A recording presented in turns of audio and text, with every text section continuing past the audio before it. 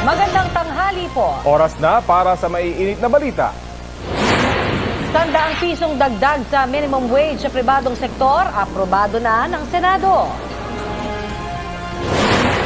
Ilang iligal na nakaparada at mga sagabal sa kalsada sa Quezon City, tinarget ng MMDA. Nigerian arestado matapos maaktuhang nagbebenta umano ng iligal na droga sa Las Piñas. Pasintabi po, pugot na bangkay natagpuan sa Carmona, Cavite. Panukalang ayuda sa estudyante mula preschool hanggang college isinusulong sa Kamara.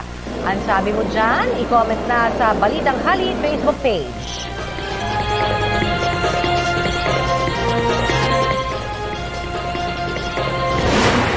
At ang asong paandar sa kanyang mga outfit. Check!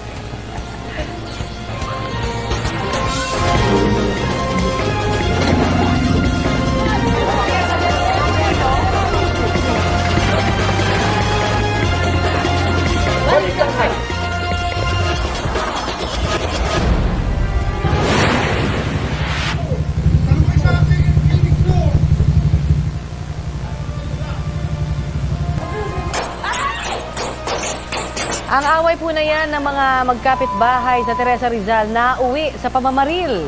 Kita rin sa video na nagtatakbo ang mga residente. May mga nadamay ba sa insidenteng yan? Ihahatid namin maya-maya lang.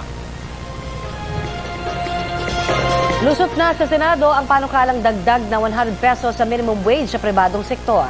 Sa kabila